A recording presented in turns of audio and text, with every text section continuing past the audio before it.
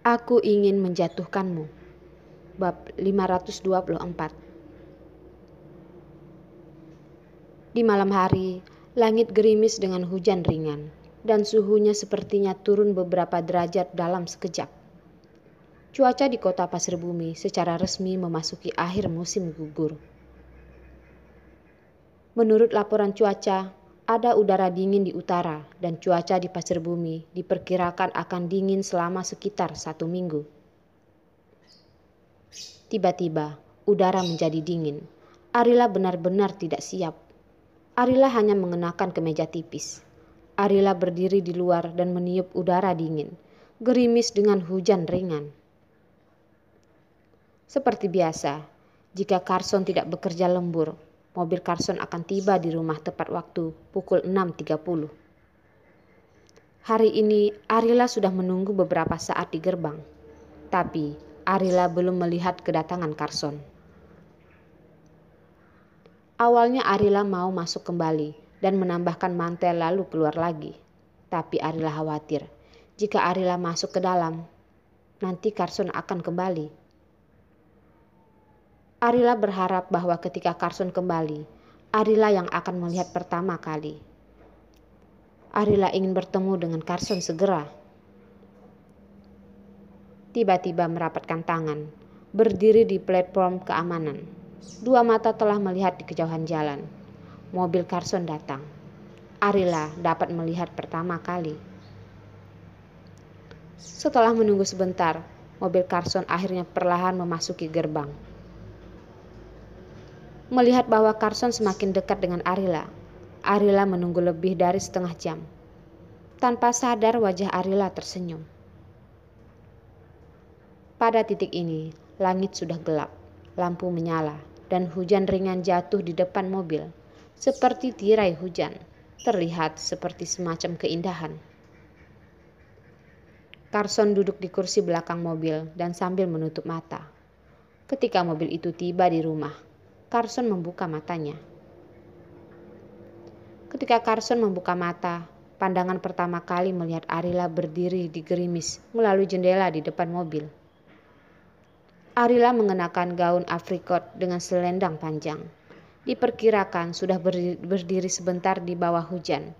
Rambut dan rok panjangnya dibasahi hujan. Ini adalah tampilan yang sangat sederhana, lembut tapi tangguh, sangatlah cantik. Untuk sesaat, mata Carson terbuka sepenuhnya, dan Carson bahkan lupa Arila menunggu di tengah hujan. Oleh karena itu, setelah pengemudi menghentikan mobil, Carson masih duduk di dalam mobil dan lupa untuk turun. Tidak sampai dia berlari kepadanya, dia mendapati dirinya seperti anak laki-laki berusia 18 tahun yang mengalami detak jantung karena dia memperhatikan seorang gadis dan bahkan otaknya tidak mendengarkan. Arila berdiri di luar mobil dengan lembut mengetuk jendelanya, tersenyum dan berkata, "Tuan Carson, mobil sudah di rumah. Apakah kau masih tidur?" Carson buru-buru membuka pintu dan turun dari mobil, dan Carson menyeret Arila ke dalam pelukannya. Tubuh Arila sangat dingin dan sejuk, dan kesejukan ditransmisikan kepada Carson dari bagian yang mereka sentuh. Carson memelototi Arila, seperti ingin mematahkan tulang Arila dan memarahinya. "Mengapa tidak tinggal di rumah saja ketika cuaca buruk? Apa yang kau lakukan?" "Menunggu kau pulang kerja." Tiba-tiba memegang tangan Carson dan menatapnya. "Tuan Carson telah bekerja keras. Selamat datang di rumah." "Kau bodoh ya. Aku tidak tahu bagaimana kau tidak memakai lebih banyak pakaian ketika cuaca sangat dingin seperti ini." Carson mencium kepala Arila. Meskipun Carson mengatakan bahwa Carson menyalahkan Arila, tetapi Carson penuh dengan perhatian kepada Arila. "Ya, aku akan lebih berhati-hati lain kali." Arila mengambil tangan Carson dan berjalan pergi. Sudah lelah setelah tiba di rumah begitu terlambat. Setelah beberapa saat, aku akan memberikan kau pijitan.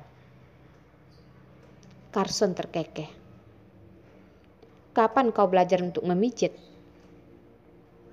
Arila melirik. Apakah kau perlu mempelajari hal semacam ini? Pastikan kau akan merasa nyaman. Carson berkata, baiklah, kalau begitu aku akan mencobanya di malam hari. Bagaimana dengan keterampilan pijat amatir Nyonya Carson? Ayah, Rila kecil awalnya berjalan ke pintu, lalu Rila kecil berlari. Carson memegang tangan Arila di satu tangan dan menangkap tangan Rila kecil yang terbang dari tangan. Carson mencium Rila kecil berkali-kali. Bayi kita ini tampaknya tumbuh lebih tinggi ya. Rila kecil tumbuh tinggi dan tinggi, tumbuh sangat besar, tumbuh sangat tinggi, kata Rila kecil, membuat Carson dan Arila senang tertawa. Rila kecil, bagaimana dengan keadaan pamanmu? Carson menyentuh wajah Rila kecil dan bertanya. Biarkan paman tidur, jangan biarkan Rila kecil mengganggu. Faktanya, paman selalu mencubit wajah Rila kecil dan membuat dia melarikan diri. Tentu saja, Arila tidak tahu dan berpikir bahwa Ferdian masih tidur lelap. Jadi Arila secara khusus membiarkan Nurmala menyiapkan makanan ringan untuknya. Arila secara pribadi mengirim makanan ringan untuk Ferdian.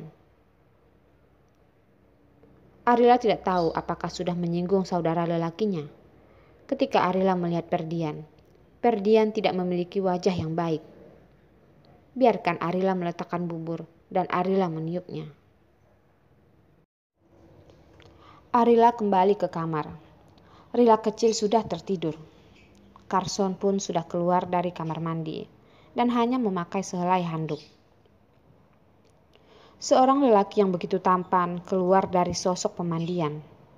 Arila bisa mimisan. Hati kecilnya deg-degan seperti rusa yang seperti mau mengamuk. Jika bukan karena alasan fisik, Arila benar-benar ingin menjatuhkan Carson ke ranjang. Carson juga memperhatikan tatapan Arila yang terbakar. Lalu dia pun tersenyum dan berkata, Apa kekacauan di kepala kecilmu itu?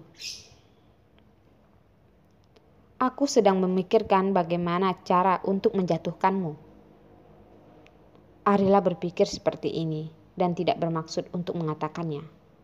Tetapi mulut Arila tidak menghentikan panggilan Carson, mengatakannya secara langsung. Setelah mengatakannya, Arila segera menyadari ada sesuatu yang salah. Dan wajah merahnya seperti buah persik yang baru saja matang di sebelah. Tidak, 3 bulan pertama kehamilan adalah masa yang berbahaya, kata Carson sambil tertawa begitu keras, tapi nadanya serius.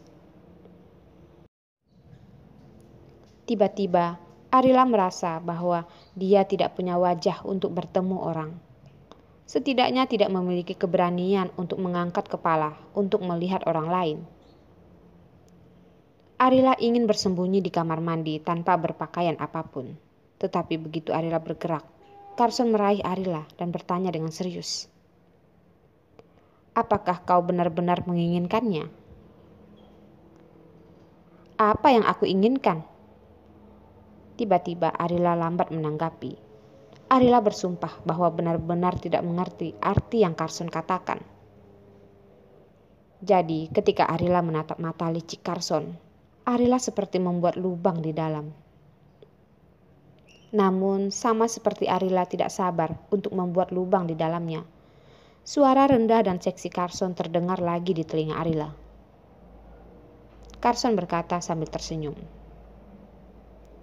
Tidak peduli seberapa banyak yang kau pikirkan, kau harus bertahan. Setelah periode yang berbahaya terlewati, aku akan membantumu. Arila hanya terdiam. Arila tidak berpikir. Arila hanya menghadap wajah Carson untuk sementara waktu, dan tidak punya pikiran lain. Apa yang harus dia lakukan? Dia benar-benar ingin memukul Carson. Memukul Carson sampai kehilangan ingatan dan membiarkan Carson benar-benar melupakan hal-hal yang baru saja Carson katakan. Carson memeluk Arila dan menepuk punggung dan berkata, "Ya, pergilah ke kamar mandi. Aku akan menunggumu untuk memijatku." Mulut Arila hanya terdiam, tidak mau peduli dengan Carson. Lagi pula, siapa yang akan memijat dia?